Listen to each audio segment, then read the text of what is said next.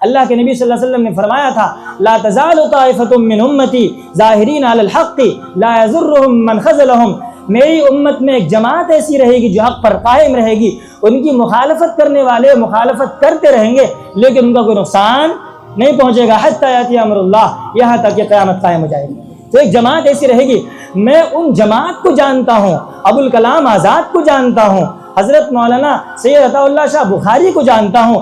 ابوالکلام آزاد کو انگریزوں نے کہا تھا اپنے قلم کو روک لو تمہیں 50,000 روپے ملے گا۔ یہ اس زمانے کی بات ہے، جنگ آزادی سے پہلے 47 سے پہلے کی بات ہے، جس وقت مدرسے میں اساتذہ کی تنخواہیں ہوتی تھی 10 روپے اور 50,000 روپے ابوالکلام آزاد کو مل رہا ہے۔ ابوالکلام آزاد نے کہا دنیا کی ساری دولت لا کر دے دو گے لیکن ابوالکلام آزاد کے قلم کو کوئی خرید نہیں۔ ارأیت الذی یکذب بالدین فذلک الذی یدعو الیتیم۔ اس سورت کا نام سورہ ماعون ہے۔ ماعون کا تذکرہ آخر میں آ رہا ہے، آ جائے گی بات۔ اس سورت میں اللہ پاک نے کافر اور منافق کی کچھ حالت کا بیان کیا ہے، کچھ حالت کافر کچھ حالت منافق، کچھ صفت کافر کو بیان کیا ہے اور کچھ جو ہے منافق کی صفت بیان فرمائی ہے۔ کیا ہے؟ پہلے یہ سمجھنا چاہیے کہ مکہ معظمہ میں ایک آدمی تھا، اس کا نام تھا ولید، اور ایک آدمی تھا اس کا نام تھا آس۔ یہ دونوں آدمی کٹر مشرک تھا، کٹر بہت زیادہ، نبی اکرم صلی اللہ علیہ وسلم کو ستاتا تھا، بہت پریشان بہت کیا کرتا تھا۔ اور کمال کی بات یہ ہے، اللہ کی قدرت دیکھیں، اس کٹر آدمی کا جو دونوں بیٹا ہے خالد بن ولید کے جو بیٹے ہیں ان کا نام ہے خالد جو سیف من سیوف اللہ، مسلمان ہوئے، اور فاتح شام ہے۔ باپ اتنا بڑا کٹر، نبی اکرم صلی اللہ علیہ وسلم مسلمانوں کا دشمن، اور بیٹا اتنا بڑا کہ فاتح شام بنتا ہے، اور اللہ کے نبی صلی اللہ علیہ وسلم ان کو بشارت دیتے ہیں سیف من سیوف اللہ، یہ اللہ کی ایک تلوار ہے خالد۔ اور یہ جو آس ہے، آس کے جو بیٹے ہیں ان کا نام ہے عمرو بن آس، عمرو نام، حضرت عمرو بن آس جسے ہم کہتے ہیں، یہ فاتح مصر ہے۔ انہی کے زمانے میں وہ دریائے نیل کا جو واقعہ ہے، حضرت عمر نے وہ خط لکھا تھا اور وہ جو خط ڈالا گیا ہے عمرو بن آس نے ڈالا تھا۔ یہ فاتح مصر ہے، ایک طرف باپ اتنا بڑا کٹر اور بیٹا مسلمان ہو کر فاتح مصر بنتا ہے۔ سوچیں آپ، یہ اللہ کی قدرت ہے۔ کبھی کبھی ہم لوگ سوچتے ہیں تو آخر میں یہ سمجھ میں آتا ہے اللہ کے سامنے جھکنے میں ہی فائدہ ہے۔ یہاں بڑے بڑے لوگ آ کر کے مانگ کر چلے گئے، اللہ نے چاہا تو قبول کیا، نہیں چاہا تو رد کر دیا۔ کیا سمجھتے ہیں؟ نوح علیہ السلام کی شخصیت کتنی بڑی ہے، اور بیٹے کے لیے مانگ رہے ہیں اللہ مسلمان بنا دے، منظور نہیں، اللہ نے منع کر دیا، اب دعا بھی نہیں کرنی۔ ابراہیم علیہ السلام کی شخصیت کتنی بڑی، علماء نے لکھا ہے کہ اس پوری کائنات میں اللہ کے بعد اگر کسی کا اول نمبر پہ مرتبہ ہے تو ہمارے اور آپ سب کے سردار جناب محمد الرسول اللہ صلی اللہ تعالی علیہ وسلم نے کہا ہے، اور ان کے بعد سیکنڈ پوزیشن میں اگر کوئی ہیں تو ابراہیم علیہ السلام۔ اتنا اونچا مقام ہے، لیکن ان کے جو باپ حاضر ہیں آپ دیکھیں، بت پرست نہیں، بت گر تھے، وہ بت گر، اور بادشاہ کے یہاں ان کو خاص مقام تھا اور اسی کے لیے ان کو رکھا گیا تھا کہ آپ صرف بت ہی بنائیں گے۔ سوچیں آپ، بت گر کے گھر میں بت شکن پیدا کر دیا، تو پتہ ہی چلا کہ اللہ کی قدرت بڑی عجیب و غریب ہے۔ سمجھ میں کبھی کبھی نہیں آتا، کبھی کبھی بچپن میں ہم سوچتے تھے یا اللہ فرعون، حامان، قارون، نمرود، شداد، ابو جہل، یہ تیرا ہی تو بندہ ہے، عذاب دے کر آپ کیا کریں گے؟ آپ جنت میں ڈال دیں۔ میں پڑھنے کے زمانے میں سوچتا تھا، سوچتے بعد میں یہ سب ساری چیزیں سامنے پڑھی، ابراہیم علیہ السلام کا واقعہ، نوح علیہ السلام کا واقعہ، سمجھ میں آیا کہ اس میں غور و فکر کرنے کی ضرورت نہیں ہے، اللہ کی مصلحت حکمت اللہ ہی جانے۔ ابا میں پیدا کرے وہ زندیق کو، لاوے بت خانے سے وہ صدیق کو، اہلیہ لوط نبی ہووے کافرہ، زوجہ فرعون ہووے طاہرہ، زاد آزر خلیل اللہ ہو، اور کنعان نوح کا گمراہ ہو، دیر کو مسجد کرے، دیر کہتے ہیں مندر کو، دیر کو مسجد کرے، مسجد کو دیر، غیر کو اپنا کرے، اپنے کو غیر، عقل سے برتر خدائی ہے تیری، فہم سے باہر خدائی ہے تیری۔ اللہ کی خدائی ہم سوچتے ہم تھک جائیں گے، لیکن اللہ کی خدائی سمجھ میں آنے والی چیز نہیں۔ ہاں، اور فرعون جیسا کٹر سب سے بڑا کافر، انا ربکم الاعلی کا دعویٰ کرنے والا، اور اس کی بیوی مسلمان ہوتی، اور مسلمان ہی نہیں بلکہ جنت میں سب سے اعلیٰ کوالٹی میں رہے گی، وہ نبی اکرم صلی اللہ علیہ وسلم کی بیوی بنے گی وہ۔ آپ سوچیں کیا مقام۔ تو ولید نے یہ کہا تھا، اس کی فطرت یہ تھی کہ ارایت الذی یکذب بالدین، نبی اکرم صلی اللہ علیہ وسلم جب ان کے سامنے قیامت کا تذکرہ کرتے، کب قیامت آئے گی، لے آؤ قیامت، کہاں چھپا رکھا ہے؟ اچھا تم کہتے ہو کہ مردہ اللہ زندہ کر کے دکھا، چلو قبرستان زندہ کر کے دکھاؤ، اللہ ہے طاقتور تو زندہ کر کے دکھائے۔ اللہ نے اس کا جواب بھی دیا، اللہ چاہے تو زندہ کر کے دکھا دیتا، لیکن اللہ کی مصلحت اور حکمت، اللہ نے دکھایا نہیں، اس لیے کہ گزشتہ امتوں کے ساتھ یہ ہوا ہے، ان امتوں نے جن معجزات کا مطالبہ کیا اللہ نے دکھا دیا، نہیں مانا تو عذاب آ گیا آسمانی، یہ اللہ کا طریقہ رہا ہے۔ لیکن اللہ اس امت کو ایسے ہلاک کرنے والا تھا نہیں، اللہ نے لکھ دیا تھا ایسی امت ہلاک نہیں ہوگی، نبی اکرم صلی اللہ علیہ وسلم موجود اور عذاب آ جائے، ایسا ہوگا نہیں، اسی لیے اللہ تعالیٰ نے اپنی حکمت اور مصلحت سے زندہ کر کے دکھایا نہیں۔ حالانکہ اللہ نے کہا قُلْ يُحْيِيهَا الَّذِي أَنشَأَهَا أَوَّلَ مَرَّةٍ، سورہ یاسین میں اللہ نے فرمایا ہے تم یہ سمجھتے ہو کہ اللہ زندہ نہیں کر سکتا، یہ بتاؤ کہ پہلی مرتبہ کس ذات نے پیدا کیا ہے؟ جس ذات نے پہلی مرتبہ پیدا کر دیا بغیر میٹیریل کے، تو پیدا ہونے کے بعد دوبارہ پیدا کرنا کون سا مشکل کام ہے؟ تو یہ نبی اکرم صلی اللہ علیہ وسلم سے کہتا تھا، اس طرح کے سوالات کرتا تھا، اللہ تعالیٰ نے اسی کے بارے میں فرمایا ارایت الذی یکذب بالدین، کیا آپ جانتے ہیں اس شخص کو جو روز جزا کو جھٹلاتا ہے، قیامت کو جھٹلاتا ہے؟ دوسری صفت اس کے بیان فرمائی فذلک الذی یدعو الیتیم، سو یہ شخص وہ ہے جو یتیم کو دھکے دیتا ہے۔ یتیم کو کیسے دھکا دیا کرتا تھا؟ ان کے رشتہ داروں میں جس کا انتقال ہو جاتا تھا تو یتیم کا جو حصہ بنتا تھا یتیم کو حصہ نہیں دلواتا تھا، منع کر دیتے یتیم کو حصہ نہیں ملے گا، یہ کرتا تھا۔ حالانکہ چاہیے تھا کہ اس کا حصہ بھی دینا چاہیے اور یتیم کو دیگر لوگوں کے ساتھ مل جل کر کے اور کفالت کرنا چاہیے، مدد کرنی چاہیے تھی۔ حضرت عمر بن عبدالعزیز رحمہ اللہ کے زمانے میں نبی اکرم صلی اللہ علیہ وسلم نے صحابہ کی تربیت فرمائی، بعد میں ان کے تربیت یافتہ لوگ آئے، انہوں نے اپنے زمانے میں یہ کر کے دکھایا۔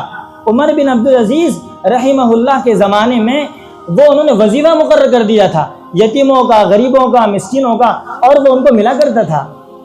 حتیٰ کہ ان کے زمانے میں ایک آدمی رات میں نماز پڑھتا ہے اور دعا کرتا ہے، اور دعا کرنے کے بعد کہتا ہے یا اللہ کل میں زکوٰۃ کا مال لے کے نکلوں گا، کوئی غریب آدمی، یتیم آدمی مل جائے تاکہ میں اس کے حوالے کر دوں۔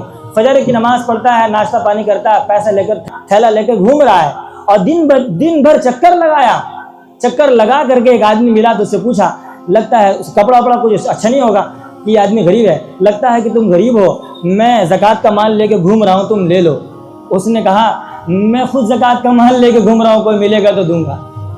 اس کے بعد وہ گھر آ جاتا ہے، اور گھر آنے کے بعد وہ کہتا ہے کہ میں کئی دن پریشان رہا، مجھے کوئی زکوٰۃ لینے والا ملا ہی نہیں۔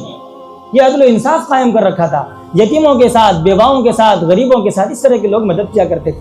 چھپ چھپ کر جو لوگ مدد کرتے تھے، اللہ اکبر کبیرہ، آنکھوں میں آنسو آتے ہیں، پڑھ کر دیکھیں کہ بھی اگر آپ پڑھیں گے تو رونگٹے کھڑے ہوں گے، اور لگے گا واقعی میں جس دنیا میں ہم گزارا کر رہے ہیں اور جس دنیا میں ہم رہ رہے ہیں اس دنیا میں کوئی مزہ نہیں ہے، ادھر جانے میں مزہ ہے، اور صحیح معنی میں اس دنیا میں مزہ ہے، بہت مزہ آئے گا۔ لوگ کھانے کا مزہ تو جانتے ہیں لیکن کھلانے کا مزہ نہیں جانتے۔ لوگ کہتے ہیں بھائی چلو بریانی کھلاؤ، تو یہ کھانے کا مزہ چکھ رکھا ہے، لیکن کھلانے میں کتنا مزہ ہے اگر جان لیں تو لوگ کھلانے والے بن جائے۔ لوگ لینے کا مزہ تو جانتے ہیں لیکن دینے کا مزہ نہیں جانتے، لیکن دینے کا مزہ اگر جان لیں تو دینے والے بن جائے۔ لوگ بک بک کرنے کا مزہ تو جانتے ہیں لیکن چپ رہنے میں جو مزہ ہے، لوگ اگر اس کو جان لے تو زندگی میں شاید کبھی نہ بولے اللہ ماشاء اللہ۔ کبھی بعض لوگوں سے بزرگان گزرے بھی ہیں کابرین، وہ بولتے ہی نہیں تھے، اب بیوی پریشان رہتی تھی کیسے بزرگ ہیں، بولتے ہی نہیں ہیں۔ میں یہ عرض کر رہا تھا کہ غریبوں مسکینوں کا، یتیموں کا مال کھاتا ہے۔ قرآن میں اللہ نے فرمایا الذین یاکلون اموال الیتامی ظلما انما یاکلون فی بطونہم نارا، جو لوگ یتیموں کا مال کھاتے ہیں حقیقت میں وہ آگ کھا رہے ہیں، اپنے پیٹوں میں آگ کھا رہے ہیں۔ آپ دیکھیں یتیموں کا جو مال کھانے کی جو صورت ہے، بہت ساری شکل و صورت ہے، میں ایک دو کی طرف توجہ دلاتا ہوں۔ ایک تو صورت یہی آپ جانتے ہیں کہ باپ مر گیا، اس کا پیسہ جو ہے یتیموں کو نہیں دیا جاتا، خرچ نہیں کیا جاتا ہے، اپنے لوگ بڑے لوگ ہڑپ لیتے ہیں، ایک تو صورت جانتے ہی ہیں۔ دوسری صورت یہ ہے کہ جن پر زکوٰۃ فرض ہے وہ یتیموں کا حق ہے، آپ زکوٰۃ صدقات نہ نکال کر کے آپ جو ہے اپنے پاس رکھے ہوئے ہیں، یہ کھانا ہوا۔ ایسے کوئی آدمی چندہ کر رہا ہے، اور چندہ کر رہا کمیشن پہ چندہ کر رہا، کمیشن پہ چندہ کرنا حرام ہے، مسئلہ ہے۔ اب میں سب مولوی کے بارے میں تو نہیں کہتا، ہو سکتا ہے شاید تمام اساتذہ تو ایسے آتے بھی نہیں ہیں، لیکن جو سفیر لوگ ہوتے ہیں اگر ان کی تنخواہ مقرر ہے تب تو ٹھیک ہے، لیکن تنخواہ اگر مقرر نہیں ہے اور کمیشن 50% اور 60% چندہ لے کر کرتے ہیں، ایسے لوگوں کو چندہ دینا بھی نہیں چاہیے، ورنہ آپ کی زکوٰۃ ادا نہیں ہوگی۔ یاد رکھنا یہ مسئلہ، یاد رکھنا چاہیے۔ تو جو کمیشن پہ چندہ کر رہے ہیں وہ کیا کر رہے ہیں؟ یتیموں کا مال کھا رہے ہیں۔ وہ مال پہنچے گا، مدرسوں میں پہنچے گا، اور جو مستحق لوگ ہیں ان تک پہنچے گا، اور آپ 50%، 1 لاکھ چندہ کیا، 50,000 لے کے بیٹھ گئے۔ یہ مال آپ کیا کھا رہے ہیں؟ غریبوں کا، مسکینوں کا، یتیموں کا مال ہی تو کھا رہے ہیں۔ مدرسے میں یتیم بچے پڑھتے ہیں کہ نہیں پڑھتے ہیں؟ یتیم بھی ہے، غریب بھی ہے، کچھ مالدار لوگ بھی پڑھ لیتے ہیں۔ میں ایک زمانے میں شاید غالباً مجھے یاد آتا ہے، اس طرح کی چیز سنانے کی عادت تو نہیں لیکن میں سنا رہا ہوں، شاید 2006 یا 7 کی بات ہے۔ مجھے کسی مدرسے کے کسی آدمی نے چندہ کرنے دیا کہ آپ چندہ کر دیں۔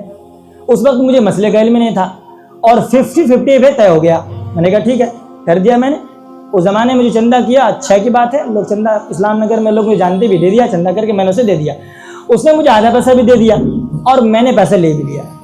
لیکن گزشتہ سال کے بعد جب 1 سال گزرا ہے اور آئندہ سال ایسا ہوا، تو آئندہ سال تک میں نے یہ مسئلہ پڑھ لیا تھا، مجھے معلوم ہو گیا تھا، تو میں نے دل میں سوچا کمیشن پہ چندہ کرنا حرام، 1 سال تو حرام کھا لیا، اب نہیں کھانا ہے۔ بس میں نے یہ سوچا۔ ہوا یہ کہ دوسرے سال بھی اس نے مجھ سے کہا کہ آپ چندہ کریں، میں نے منع کر دیا کہ میں نہیں کرتا۔ تو یہ بات ختم ہو گئی، اس نے یہ کر دی۔ اتفاق کی بات یہ ہے کہ میں کتاب پڑھ رہا تھا تو کتاب میں لکھا تھا کہ اگر کسی آدمی نے حرام چھوڑا ہوتا ہے اللہ کے لیے تو اللہ تعالیٰ اسے ڈبل دلواتا ہے۔ اب میں رمضان میں سوچنے لگا، یا اللہ مجھے پچھلے سال 1500 روپے ملا تھا، آدھا کرنے کا 50-50 آدھا ملا تھا، اور مجھے اس سال اگر میں چندہ کرتا تو مجھے 1500 ملنا چاہیے تھا، لیکن میں نے تو کیا نہیں۔ تو یہ کتاب والے تو لکھ رہے ہیں کہ ڈبل ملتا ہے، تو کم سے کم 3000 ملنا چاہیے تھا۔ میں یہ سوچ رہا تھا۔ اب یہ پورا مہینہ رمضانہ گزر گیا، اتفاق ہے گزرتے گزرتے غالباً 27 سے 28 رمضان گزر چکا ہے۔ میں سوچ رہا ہوں کہ یہ بزرگ جو لکھ رہے ہیں، عالم دین، بڑے معتبر عالم دین، یہ لکھ رہے ہیں تو یہ غلط تو نہیں لکھ رہے ہوں گے، مجھے اعتماد ہے، اچھے عالم ہیں، پوری دنیا میں ان کی شہرت بھی ہے، اللہ ان سے کام بھی لیتا ہے، لاکھوں لوگوں کی ہدایت ملی ان کی تقریروں سے۔ میں سوچ رہا تھا، اتفاق کی بات یہ ہے کہ میں ایک دن گزر رہا تھا، طلحہ شریف صاحب جو یہ ہے، تو مجھے ملے اپنے گھر کے سامنے، کہنے لگے حافظ صاحب ادھر آئیے۔ میں نے کہا ٹھیک ہے، تو میں چلا گیا، گھر میں بیٹھا، خیر خیریت پوچھی، پوچھنے کے بعد جو ہے وہ بولے تھوڑا دیر رکیے میں آ رہا ہوں۔ پہلے تو پوچھا کہاں پڑھتے ہیں، کیا پڑھتے ہیں، عربی بل پڑھتے ہیں، کتنا خرچہ ہوتا ہے، تو میں سمجھ گیا کہ یہ لگتا ہے اللہ نے وہ نظام بنایا۔ بہرحال اس کے بعد وہ پیسہ لے کر کے آئے اور انہوں نے مٹھی باندھ کر میرے ہاتھ میں دے دیا کہ حافظ صاحب یہ آپ کے لیے ہدیہ، غالباً یہ کچھ بھی کہا ہو مجھے یاد نہیں ہے، دے دیا۔ اور دینے کے بعد میں بھی ایسا تھا کہ میں سوچتا تھا کہ گنوں جلدی سے کہ 3000 ہے کہ نہیں ہے، چنانچہ میں جیسے حاجی صاحب گلی سے موڑا، میں گھر نہیں ہے راستے میں کھول کر گننے لگا۔ جب میں گنا تو واقعی میں وہ 3000 روپے تھے۔ اللہ تعالیٰ نے جو اس عالم کی زبان سے نکلوایا تھا اللہ نے پورا کر دیا۔ اور صحیح معنی میں یہ حقیقت ہے، اگر انسان حرام چھوڑے گا اللہ تعالیٰ اسے حلال ضرور دے گا۔ میرے ساتھ ہی ایک ایسا واقعہ ہوا، اب لوگ تو خیر متاثر ہو نہ ہو، لیکن ایک فائدے کی بات بتا رہا ہوں۔ بچپن کے زمانے کی بات ہے، عبداللہ کی دکان ہے، اس زمانے میں غالباً میری عمر 7-8 سال کی تھی۔ امی نے کسی کام کے لیے بھیجا اور 16-17 روپے اس نے زیادہ دے دیے۔ بچپن کا دور تھا، میں نے کھا لیا، زیادہ روپے آ گئے۔ لیکن جب مدرسے گیا اور حفظ کرنے لگا تو مجھے خیال آیا کہ میں نے اس کا جو 16 روپے کھا لیے ہیں یہ تو حرام ہے۔ میری عمر اس وقت 10 سال یا 11 سال ہوگی، لیکن میں مدرسے سے آیا اور 10-11 روپے جہاں سے مجھے ملے تھے میں نے جا کر دکان میں حوالے کر دیے، 16 روپے میں نے دے دیا ان کو۔ ان کی اماں تھی تو اس نے کہا کہ یہ بیٹے روپے کیوں دے رہے ہو؟ میں نے کہا کہ ایسی بات تھی تو میں آپ کو روپے دینے کے لیے، آپ لے لیجیے۔ تو اس نے جملہ کہا تھا، مجھے یاد ہے اس نے جملہ کہا تھا، یہ مدرسے کی تعلیم کا اثر ہے۔ میں بہت خوش ہوا، چلو کم سے کم اتنی بات تو ہو رہی ہے مدرسے سے متاثر۔ دیکھو بھائی، دیکھیے میں بتا رہا ہوں آپ کو، دین نہ میرا ہے نہ میرے باپ کا ہے، دین اللہ اور اس کے رسول اکرم صلی اللہ علیہ وسلم کا ہے۔ اللہ نے دیا ہے، رسول اکرم صلی اللہ علیہ وسلم نے ہمارے سامنے بیان کر دیا ہے، ہم اس کو بیان کریں گے، غلط کو غلط کہیں گے، صحیح کو صحیح کہیں گے، میری غلطی ہوگی تو بھی اس کو ایکسیپٹ کریں گے، مانیں گے، غلط غلط ہے۔ گو کو گو ہی کہا جائے گا، رسگلہ کبھی نہیں کہا جا سکتا، رسگلہ کو رسگلہ ہی کہا جائے گا، اس کو غلاظت اور گندگی نہیں کہا جا سکتا۔ یہ ہمارے علماء نے کیا ہے اور ہمیں بتایا ہے۔ اللہ کے نبی صلی اللہ علیہ وسلم نے فرمایا تھا لا تزال طائفة من امتی ظاہرین علی الحق لا یضرهم من خذلهم، میری امت میں ایک جماعت ایسی رہے گی جو حق پر قائم رہے گی، ان کی مخالفت کرنے والے مخالفت کرتے رہیں گے لیکن ان کا کوئی نقصان نہیں پہنچے گا، حتی یاتی امر اللہ، یہاں تک کہ قیامت قائم ہو جائے گی۔ تو ایک جماعت ایسی رہے گی، میں ان جماعت کو جانتا ہوں، ابوالکلام آزاد کو جانتا ہوں، حضرت مولانا سید عطا اللہ شاہ بخاری کو جانتا ہوں۔